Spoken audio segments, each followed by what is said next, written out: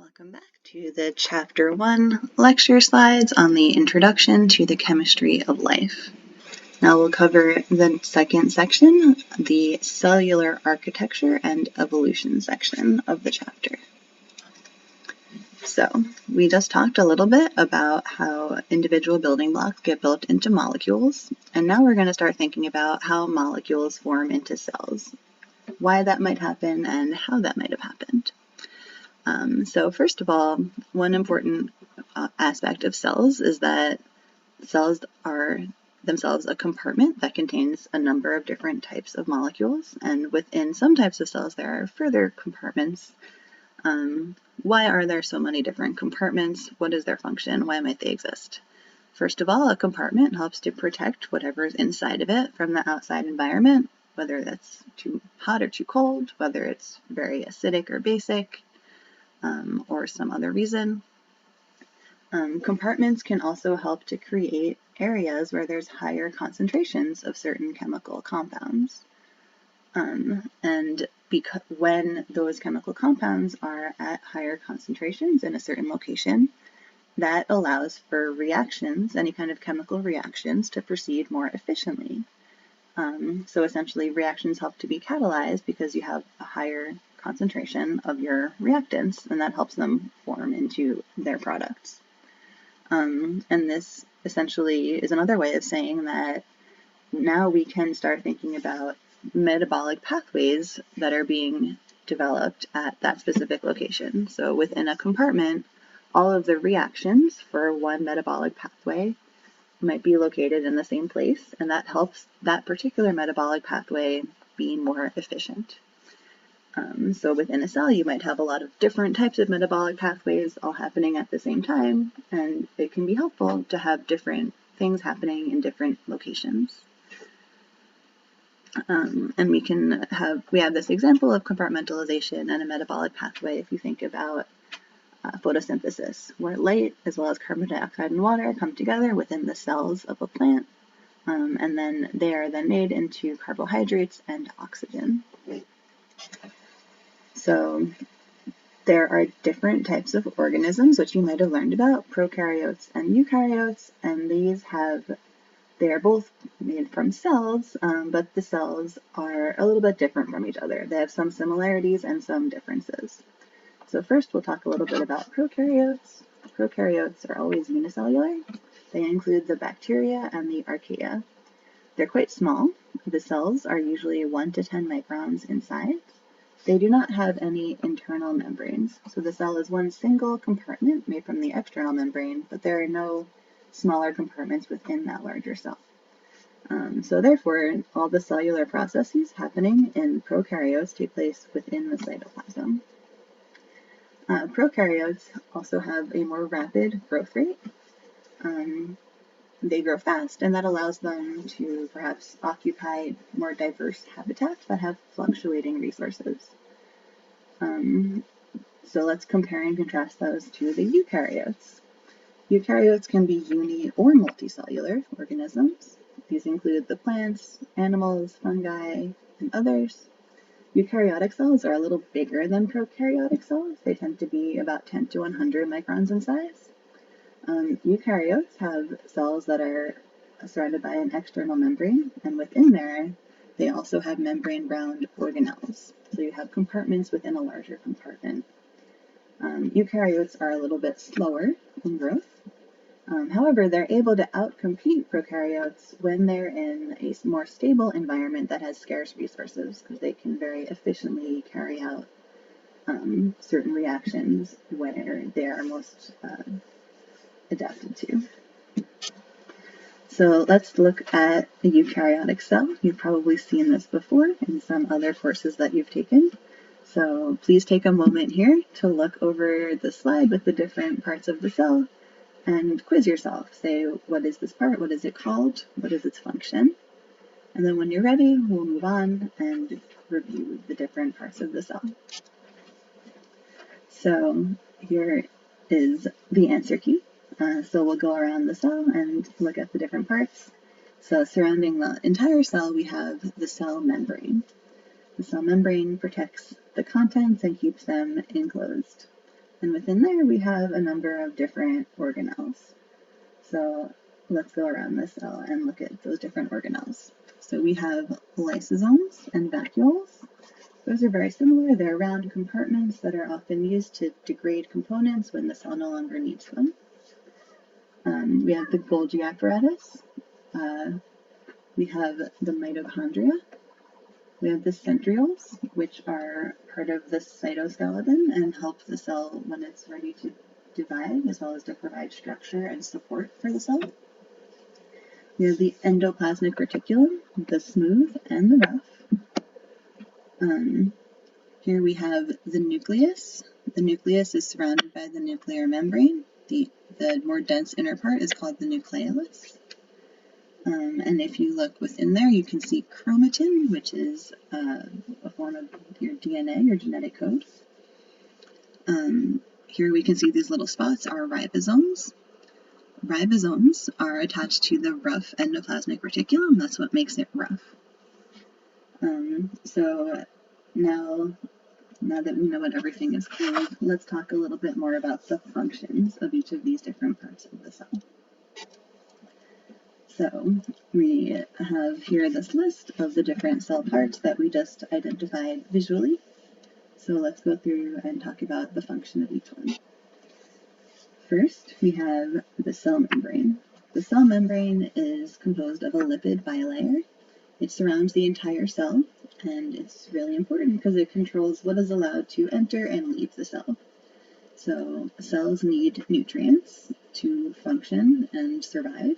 So nutrients have to be able to enter in through the cell membrane. Cells also produce waste as they go through their lives. So they need to be able to the membrane needs to be able to let waste exit the cell. There are also signaling molecules that tell the cell information from other cells and other parts of the organism, and also allows the cell to talk to other parts of the organism. So signaling pathways have to be able to both enter and exit through the cell membrane.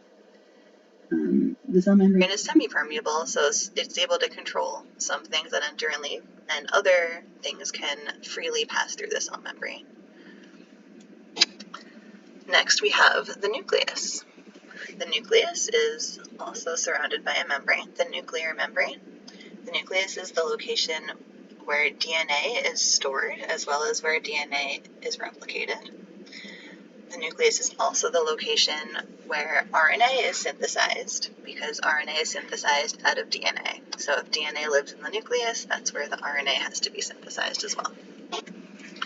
Next we have the mitochondrion, which, as you may remember, is the powerhouse of the cell.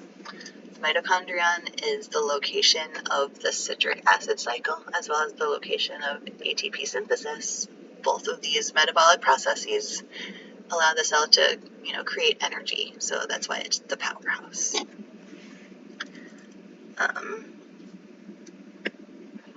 So next we have the cytoplasm. The word cytoplasm refers to the entire contents of the cell. The cytosol is the liquid part, the aqueous part of the cytoplasm.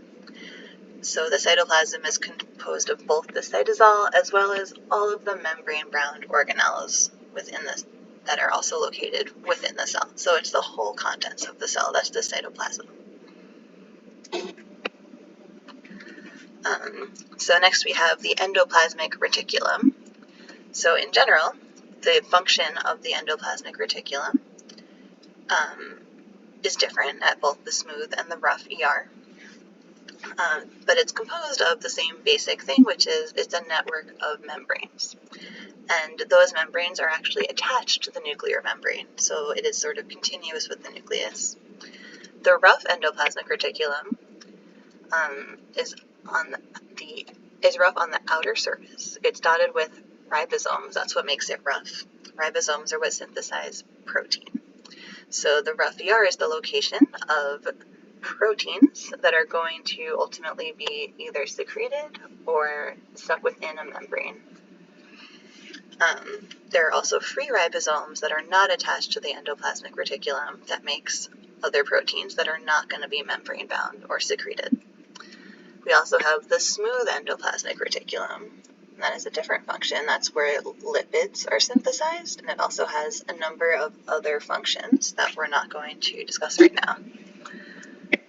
So, all right, next we have ribosomes, which we just talked a little bit about. They're a component of the rough ER. Ribosomes are made of both RNA and proteins. They are found either floating in the cytoplasm free or attached to the rough ER, like I just mentioned, and their function is to make proteins out of an RNA template. So they read the code from the RNA, they make it into a protein, and then that protein goes on to have some kind of function within the cell. And finally, we have the Golgi apparatus. So the Golgi apparatus is the location where proteins are processed. So after proteins are synthesized using a ribosome, they're sent to the Golgi apparatus, and that's where they're packaged into vesicles, and then they can be sent out of the cell or to another location.